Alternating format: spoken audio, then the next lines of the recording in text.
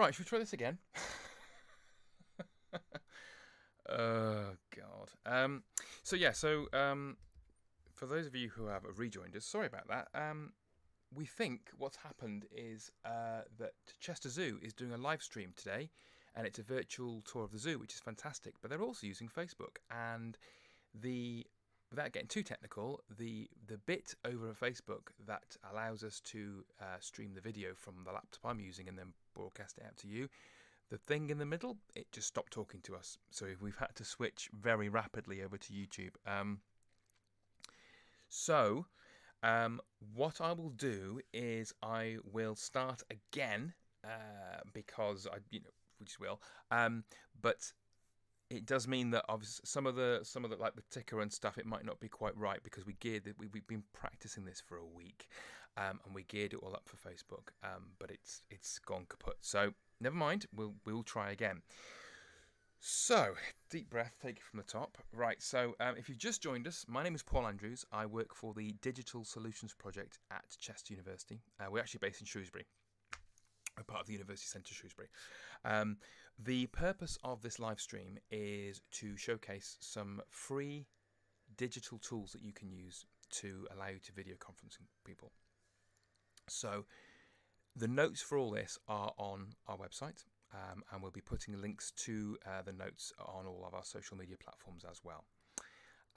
So as we said before on Facebook,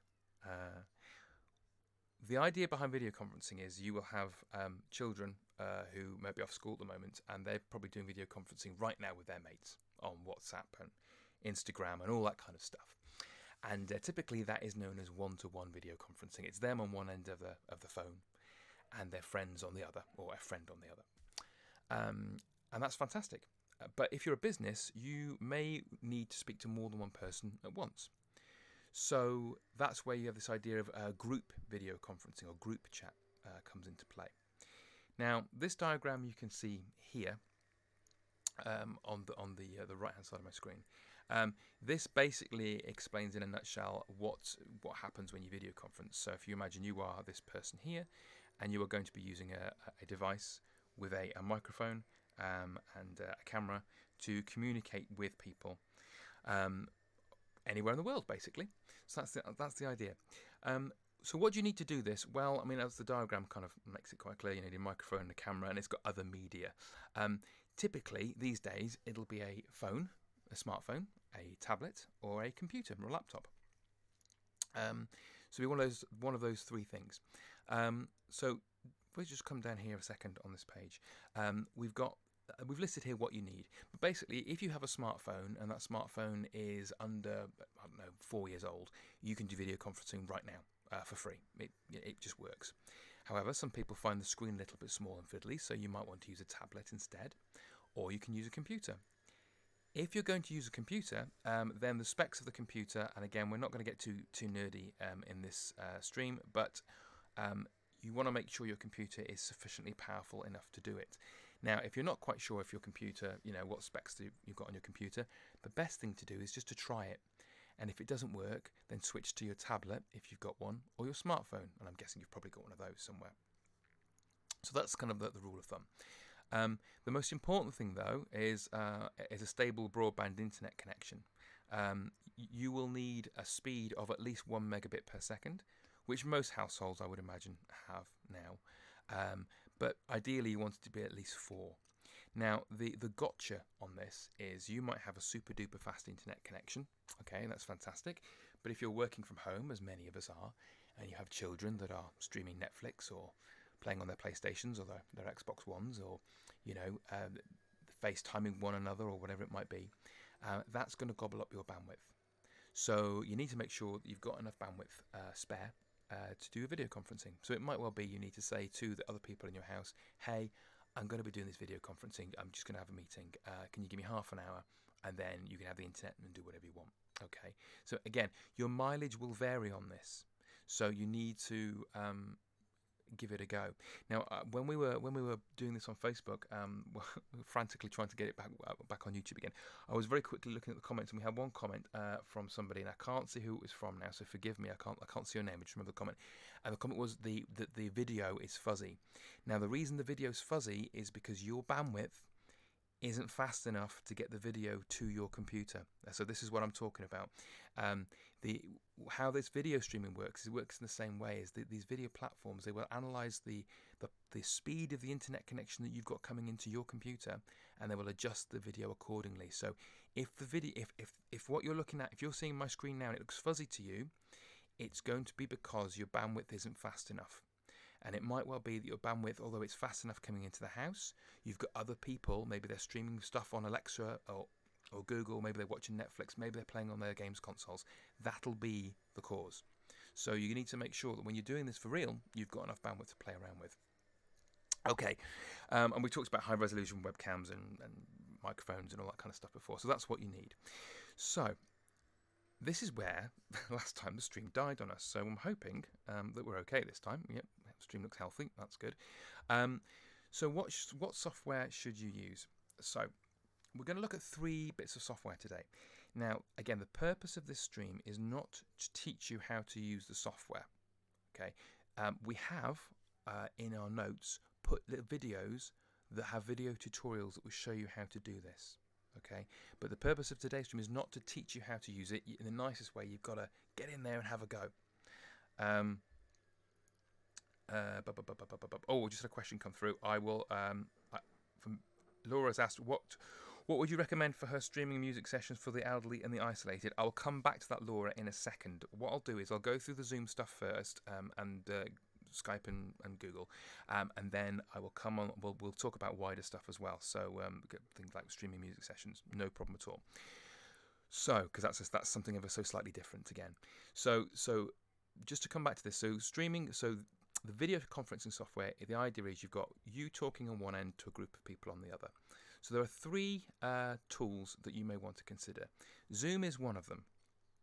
Okay, now on our notes page, we've put a little button here. You click to go to the Zoom website. So if I'll just click on this now, so you can see what I'm talking about. Zoom is very popular, and certainly over the last 2 weeks, Zoom has become very popular with businesses. And you can see even on here on their website, they're actually addressing kind of the coronavirus, the COVID-19 situation, to help people.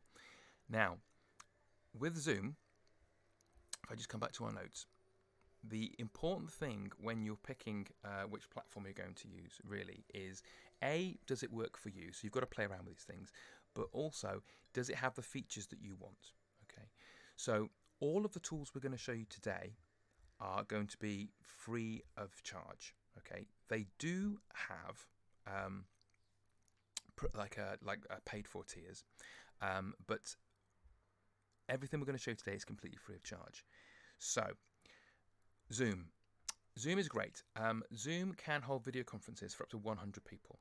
Okay. Now, I think I said before, I've lost the plot now if it was on Facebook or YouTube, but this idea of if you have a microphone and a camera and you've got lots of people in a meeting, you want to make sure that most of those people, in fact, all of them bar the chair, I think, need to have their camera and their microphones off until they are going to say something, because if you have lots of people all with their microphones, it all starts to kind of cut over one another, and also it's going to kill the bandwidth, it's going to kill the speed of the conference. So although these things say they can have up to 100 people, realistically what you're looking at is maybe 1 or 2 people talking and everyone else listening, and then if another couple of people from that 100 want to interact, then they can do, but the first 2 people have to stop talking and turn their microphones off.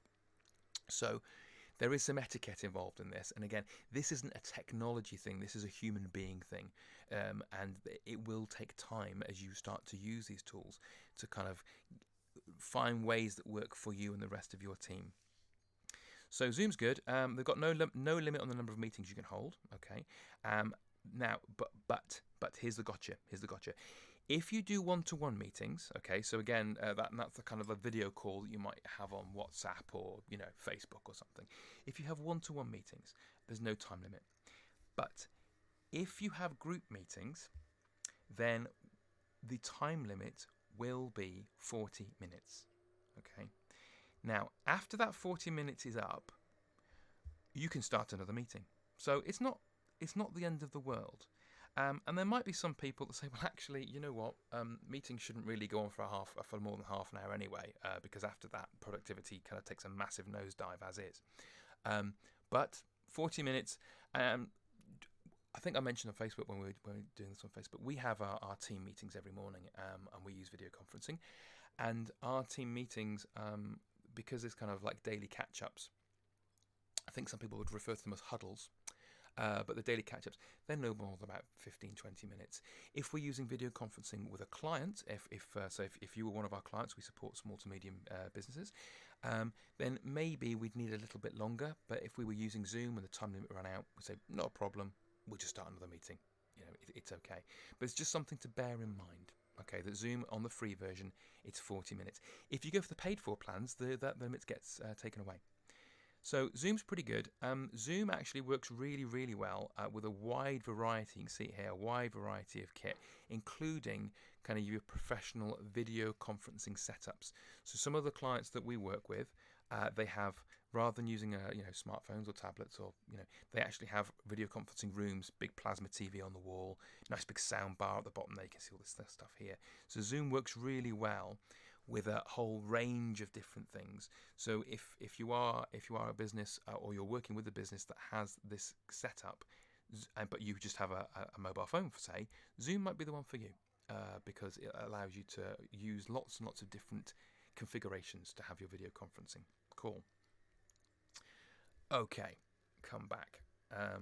So again, if you've got questions, I know Verity's fielding them. The best thing to do is if you email them or tweet at us, you can do. They should be still scrolling along the bottom. I think the Facebook page is still live. You can post comments on there. We'll pick those up as well as best we can. I do apologise that the ticker's a little bit out now because we've had to switch to YouTube, but never mind. Next week we might just use YouTube. So that's the first one. That's Zoom. The next one is Skype. Now Skype is like the granddaddy of video conferencing tools. It's been around years and years and years and years and years. I mean, when I started teaching almost like 20 years ago, Skype was a thing. So it's been around a long time. It was bought, it says here, it was bought by Microsoft back in 2011. So what you'll find now is that there's actually two versions of Skype.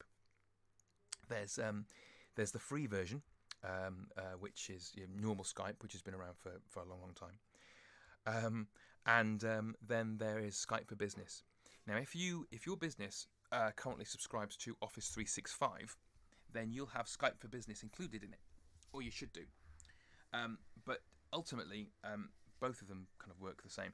The only real difference between the two is the number of people that you can have in a meeting. So if I just come down here to the features of Skype. So basically, if you're using normal Skype, you can do a video conference call with 50 people. Now again, those 50 people do not want to have their cameras and their microphones going because it will be bedlam. You don't want that. But say one or two people talking, everyone else listening. And that works really well. I do a martial arts class twice a week, and obviously at the moment we can't meet as a group. So our instructor is basically doing it via Skype, and it's fantastic. And we can see him, and he can talk to us, and all the people are watching. But we don't say anything until he pauses and then says, "Hey, has anyone got any questions?" Then we'll turn our microphones on and again speak, and then we'll turn the microphones off. And again, the idea behind that is just to reduce the load of the internet connection, so you get a nice smooth experience. You can see here that if you have Skype for Business, that limit goes up to 250. And bear in mind, these 250 people can be anywhere in the world, each of them using a device. Okay, so it's very powerful. What Skype allows you to do, as does Zoom, is not only talk to people and see people, but it allows you to share your screen as well. And that's very handy. Because, like I say, if you're going through a document, if you're going through a spreadsheet, and you can call it up on the screen and people can look at it in much the same way as if you were in a physical meeting, you might show that on a projector on the wall or on a TV or something like that. Skype has also got this really nifty feature of live subtitles. Now, it's a bit hit and miss, but I'll be honest with you. If it does work. Okay, it's not perfect, but it gets the job done. So it's worth a try. If you're trying this out, and if you do have someone who speaks a second language, get them to speak to you in that second language, so you can test out the kind of the live translation, the subtitles. So it'll do live subtitles regardless of the language being spoken, but say it does this real time translation down here, which is amazing. It's really cool. Other things you can do, it's quite nice. It will allow you to blur the background. I don't know if you remember that BBC News clip years ago of the chap who was being interviewed on BBC News. He was working from home, and his toddler came in the background and started causing chaos. I thought it was lovely, but but you can avoid potential situations like that if you want to by having the screen blur go on. So it's just your face is clear and everything else is kind of masked out. So that's pretty cool. And if you do have kind of Office 365, Skype does integrate really, really well with that. So yeah, it's good. But say normal Skype, free of charge to download. There is a web-based version as well. Again, we'll just jump over to the Skype website so you can see what I'm talking about here. So this is the main Skype website. Now this is not going to download Skype for Business. This is going to download normal Skype. You can run Skype and Skype for Business together on the same computer. They're two separate programs, so you can run them. For those of you who have, someone just messaged me saying it's Verity. The BBC clip is my favourite. It is. It's amazing, isn't it? So if you have, quick tip, if you have an Xbox One games console in your house, the Xbox One games console, you can plug a webcam into it and it will run Skype, and you can plug it into your TV and you can actually turn that into a makeshift video conferencing suite. So it's really cool, and it's free. So you can download Skype onto your computer if you want to, or you can, I won't click on this, but you can, there's a thing that says chat now. You can actually run it web-based if you want to as well.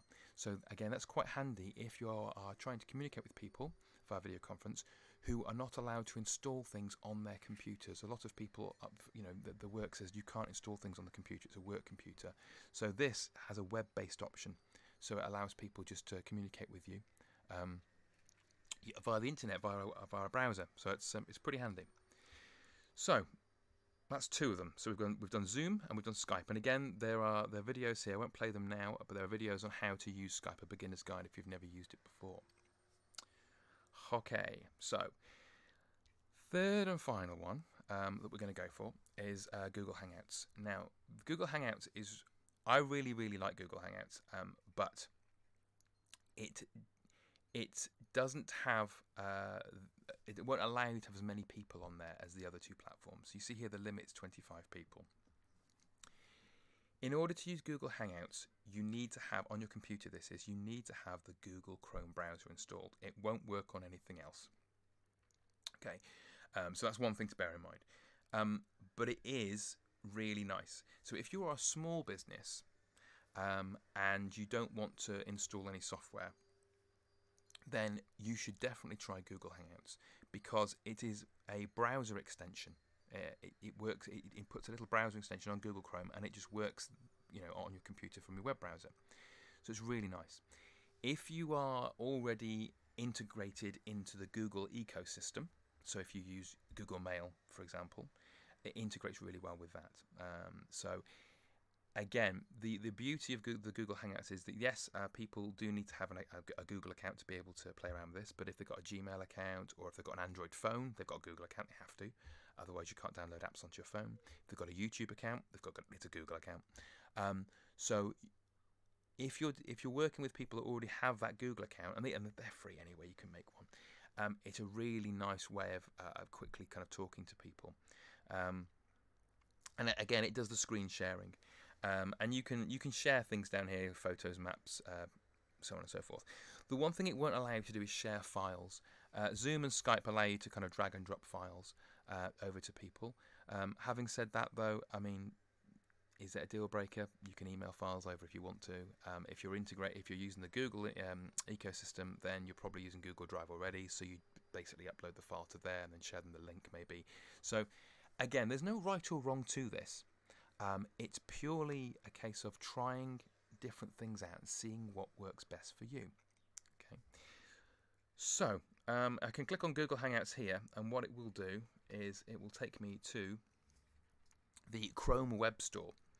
And then I've already installed it on here, so I've got the option to remove it. If I hadn't got it installed, it would there'd be an install button here, and then it lets you. I'll just make that a little bit bigger. A bit bigger for me. There we go. So this kind of sliding thing here, so you can see, basically how it works is it's like a little pop-up window, and all the people you can talk to are down here. You can add people in, and then again you can send them messages, text messages, but then you can also do a video call, do an audio call. It allows you to do everything that, in terms of audio and video, that the Zoom and Skype does too. So you've got 3 options. I must add there are more options than this. We are, as a project, we don't advocate any particular platform over another. Okay, and it's very much a case of that what works for you might not work for somebody else. So it is a case very much of having a go. If I was going to try things out, if I was going to give things a go, first of all, if it was within my own team, and say if it's within colleagues that you know, and all of those colleagues have a Google account, I would say your first port of call probably would be Google Hangouts, because there's nothing new for them to sign up to. They don't have to make any new accounts. Okay. If, however, you are in a business and you've all signed up for Office 365, and you all use Office 365, then Skype would probably be a good one to start with. So the idea behind all of these is lowering the barrier to entry, making things nice and easy for people, because you might be watching this thinking, well, I can use technology, but there might be some people who you want to video conference with that aren't that confident. So the more familiarity you can give them, the better. So it's all based on, it's not really based on the technology, it's based on the human beings using the technology. And then, of course, if you aren't kind of signed up to Microsoft or Google, or maybe you just want to try something different, then certainly give Zoom a try. We use Zoom as a project. We use Zoom quite a lot with people. We actually switch from platform to platform depending on the client that we have and depending what they're comfortable with. But we use Zoom quite a lot with some clients, and say with other clients we'll use Skype or Google Hangouts. So it really does depend on the individuals. And that's about it, really. It's a case of having a go and seeing what works best for you. So what I'm going to do now is I'm going to have a look and see if we've had any questions and stuff like that. So I'll just pause the video for a second, and then I'll come back and we'll answer some questions.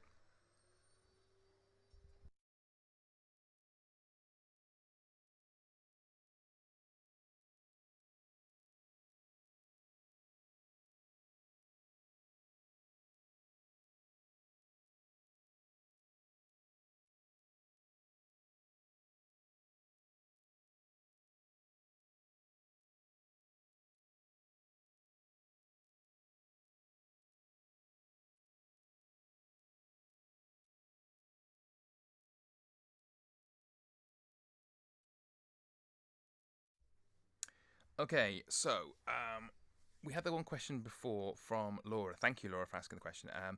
What would you? She said, Laura says, what would you recommend for using streaming music sessions? I'll put my teeth back in for streaming music sessions for the elderly and isolated. Now, really good question. So, Laura, what this is going to come down to, though you've got lots of options, it entirely depends on what the elderly and the isolated people have access to. That's the key. So it's not about the platform that you pick, it's about the one that works for the individuals. So if, for example, okay, that the people in question have access to or are in earshot of, let's say, a device like an Amazon Echo, then it would be a case of saying, well, okay, I'm going to use either Amazon Music or something like Spotify. If they have a one of the Google devices, then again, Google has its own kind of music streaming service, and Spotify. Spotify is quite a good music streaming service because it works with different platforms, and that's the and again, there's no right or wrong answer to this. It all depends on what people use, what access they've got to, what kit they've got. So Spotify is fantastic because it works with lots of different things, but equally you might find that someone already has an Amazon device, and if they've got an Amazon device and they have Amazon Prime, then they've already got access to Amazon Music. If though they haven't got one of these smart speakers, if they've just got a phone or a tablet or a computer, then yes, you can use all of these streaming music services, but actually one that's quite popular and it just works is YouTube. YouTube's great. YouTube has its own music streaming service as well. It's called YouTube Music. But you can just go onto YouTube and put in, whatever you want to listen to, and it will give you not only the song you want, but it can also give you like a suggested playlist. The downside to that is that there will be adverts. So it's just something to bear in mind. Because it's a free service, that's how they pay for it. So So what I would suggest is, first of all, find out what hardware they've got. Find out if they can use the hardware, or if there's someone with them that can help them, and then take it from there. If they don't have a smart speaker, then I would say in the first instance, really have a look at YouTube because it's free. There is a free service on Spotify as well. I think it comes with adverts. But then if they do have access to the smart speakers, then I would look at the streaming music services that are associated with those smart speakers, and then kind of make the decision on whether or not you want to pay for them or not. If you have an Amazon Prime account anyway for Prime delivery, you will get part of the Amazon Music service with that. So it all depends on what they've got access to. But if I was to turn up somewhere and I didn't want to kind of like be hostage to fortune, I would probably go down the YouTube route first, then see what, because I know it'll work on a phone or whatever, then see what they've got and then take it from there. Okay, right, let's see what else we have. Just kill the mic a second.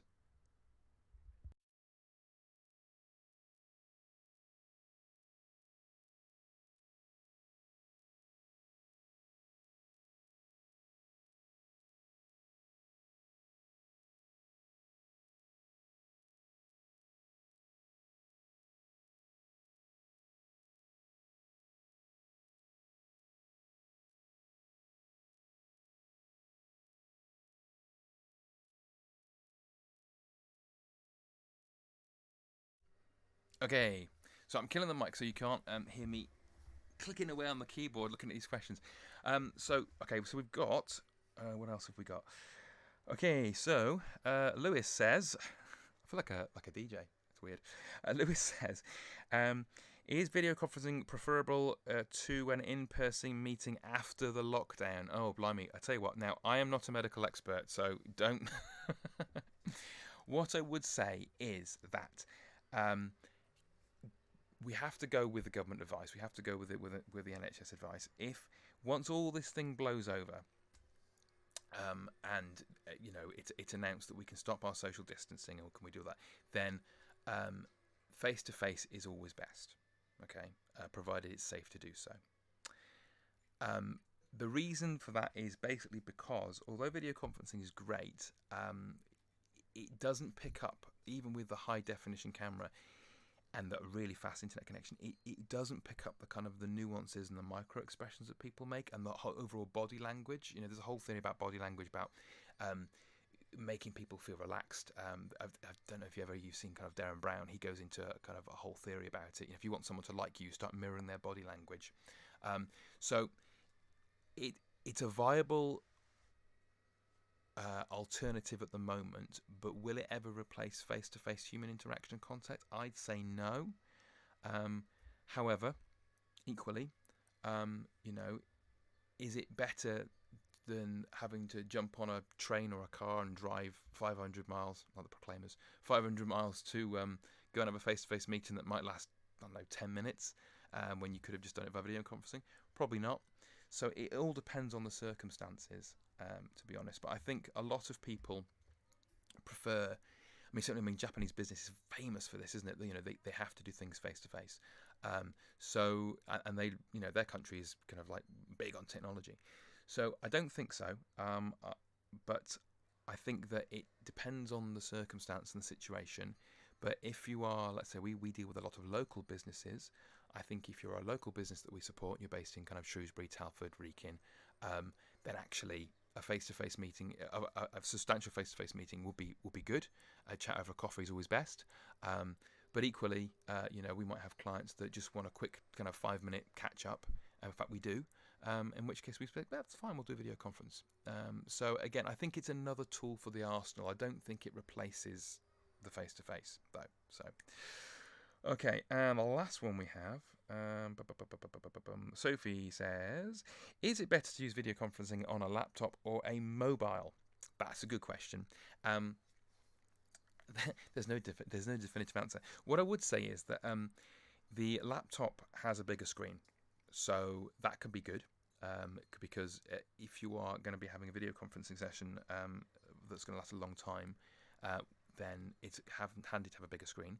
It's also handy if you've got multiple people on there. So if let's say you have a video conferencing with like 3 or 4 people, if you ever tried it on a mobile phone, it will split the screen up, and it becomes quite hard to see people. So bigger screen is good. Having said that, you may find that if your laptop isn't quite powerful enough to run the video conferencing, that your mobile handles it very well. And the reason for this is because again, it's a bit nerdy, but the architecture of a PC is a little bit different to a smartphone, and the software is written differently. And the software on the smartphone is optimized for that smartphone device, whereas with a PC, there's so many different combinations and permutations of a laptop you can have. It will work for some, but not others. So again, I would say give it a go on both and see what you like. The one thing that does tend to work though is if you pick a platform, and all these 3 platforms we've looked at today, be they Zoom, Skype, or whatever, all 3 platforms, they will work on mobile phones as well. So you have the option to try them on the desktop and try them on the mobile as well, and see what works best for you. So that's it. I think I've aged about 25 years after Facebook crashed. So what we're going to do is, if I just come back over to our website here, this is the Digital Solutions website. And on the Digital Solutions website, we have a page called the Live page, where we have the video embedded there. We've also put up a schedule of what we're going to be doing. So the plan is every Friday at 1 o'clock, we're going to be doing this. And this is our kind of starter for 10, if you like, of the talks we want to give. These have been put together as an educated guess. So if you look at these and you think, actually, I really could do with something else, I want them to talk about something else, then if you let us know, we will do our best to accommodate. So the next one is scheduled for next Friday, the 3rd of April, and it's going to be on keeping track of team tasks. The idea with all of these things here is they all kind of work together as a suite. So you're using them together to replicate working in an office with someone, or face to face when you can't. So that's the plan. So next Friday, 1 o'clock, we will be back live streaming again. Platform to be decided.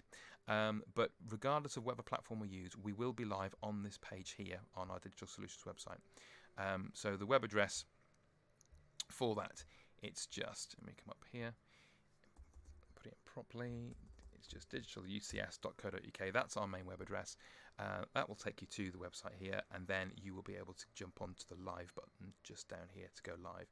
If you are a small business and you want some free support, this is what we do. We do free support to small and medium enterprises in Telford, Wrekin and the Shropshire area, focused on if you have a new digital innovation or a new digital product you want to kind of roll out. We can help you with this, and so all the information is on there. There is an eligibility check form that you can fill in as well. But if you've got any questions, all you need to do is email us at this address here, or you can give us a call in office hours on this number here, this mobile phone number, or the landline number here. Okay.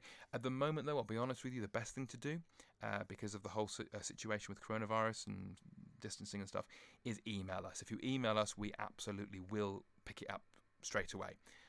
With the phone numbers, we're doing our best, but email, absolutely, definitely, we'll get in touch with you. Okay, that is it. Thank you very much indeed. Apologies for the technical issues earlier. I'm going to stop talking, and I wish you a very good weekend. Okay, bye.